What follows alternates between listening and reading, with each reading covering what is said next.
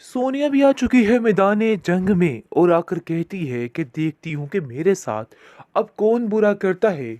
मैं अब किसी भी तरह पीछे हटने वाली नहीं, बल्कि है आज सच्ची अब आपको पीछे हटना पड़ेगा। आपने जो कुछ करना था ना सो कर लिया।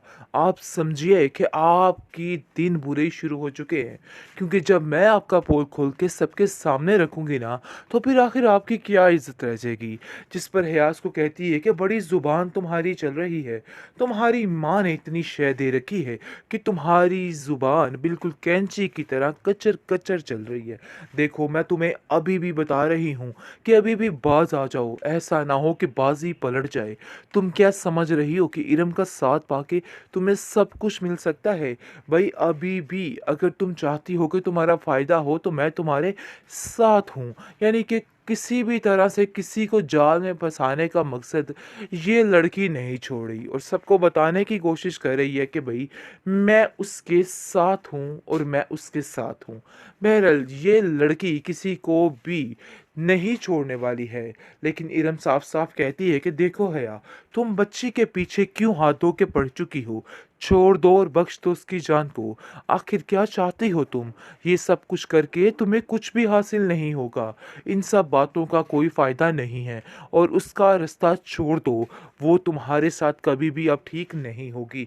ये बात तुम ज़हन में रखना। जिस जिसके दिल में तुमने बदगुमानियाँ पैदा की थी ना, अब सबको तुम्हारी असलियत पता चल चुकी है।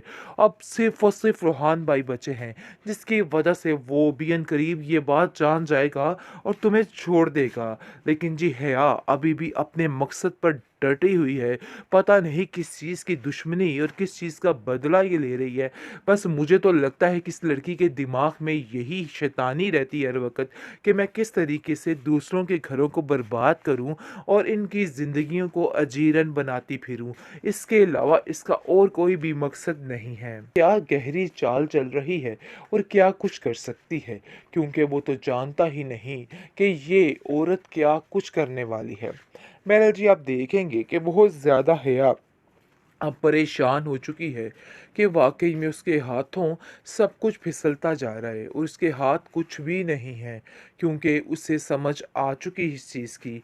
रिफ़त जो है वो कहती है सोनिया को कि सोनिया, तुम्हें अब किसी भी तरह से डरने की कोई ज़रूरत नहीं है। अगर ये है या कोई भी बात तुमसे करती है तो तुम आके मुझसे वो बात करो, मैं इसको खुद ही देख लूँगी। आप देखना कि मैं इसका क्या हश्र करती। ज़रार कहता है कि देखिए, हमारे घर का माहौल बिल्कुल पहले जैसा हो रहा है, लेकिन पता नहीं क्यों फिर भी दिल में एक ऐसा खौफ सा है कि कुछ समझ नहीं आ रही कि किस चीज़ का खौफ है ये। आखिर ये सब कुछ है क्या? लेकिन जी, आप देखेंगे कि हेया जो कहती है कि सारा कुछ करने वाली इस घर में मैं हूँ। मैंने ही आपके घर को यहाँ तक पहुँचाया तो आज आप लोग यहाँ तक हैं और मुझे ही आप लोग आंखें दिखा के पीछे करने की कोशिश कर रहे हैं। भई, ये चीज़ें तो मैं बिल्कुल भी बर्दाश्त नहीं करूँगी। मैं आप लोगों को पहले ही कह देती हूँ कि मुझसे ये बातें बिल्कुल भी बर्दाश्त नहीं होंगी। आगे से आप देखेंगे कि ये सारी बातें सुन लेगी इसकी सास और कहेगी कि कैसी बातें कर रही हो तुम? मुझे तो समझ नहीं आ रही। अरे भई, माना कि तुम्हारा एहसान है इस घर के ऊपर, लेकिन इसका मतलब ये तो नहीं कि तुम हमारे सर चढ़कर बोलने लग जाओगी। मैं तुम्हें इस बात की कतई इजाज़त नहीं दूँगी। आगे से हया फिर से अपनी नाटकबाज़ी का ड्रामा करती है और कहती है कि मैं तो सिर्फ़ आप लोगों के फ़ायदे के लिए ये सब कुछ कहने की कोशिश कर रही थी, वरना मैं तो ऐसा कुछ भी नहीं चाहती, बस आप लोगों का फ़ायदा ही चाहती हूँ। इरम ने सबका दिमाग बड़े अच्छे तरीके से सेट कर दिया और वाकई में दिल मुत्तमिन हो गया और दिल समझिए कि गार्डन गार्डन हो गया है और हकीकत यही है, क्योंकि इरम ने वाकई में ये बता दिया है कि असल में जो जंग जीती जाती है वो सच्चाई से ही जीती जाती है। पर जब देखेंगे कि हया को इस चीज़ की काफ़ी ज़्यादा टेंशन लग गई है कि आखिर ये सब कुछ हो क्या रहा है भाई, हर चीज़ सही तरीके से कैसे मैनेज हो रही है। उसको इस परेशानी ने पागल कर दिया है। लेकिन अफ़सोस उसके हाथ कुछ नहीं आएगा, क्योंकि रिफ़्फ़त भी अब इस घर में वापस आ चुकी है और सारे मामले सारे ठीक हो चुके हैं। अब साइमा और रिफ़्फ़त एक हो चुकी हैं दोबारा की तरह और कहती हैं कि अगर कोई अब हमें जुदा करने की कोशिश करेगा तो अब हम उसका बुरा हश्र कर देंगे। इन सब चीज़ों के पीछे अब मास्टरमाइंड इरम बन चुकी है। जी अंदाज़ा ही नहीं था कि इरम इस तरीके से मास्टरमाइंड बन के हर चीज़ को हैंडल कर लेगी।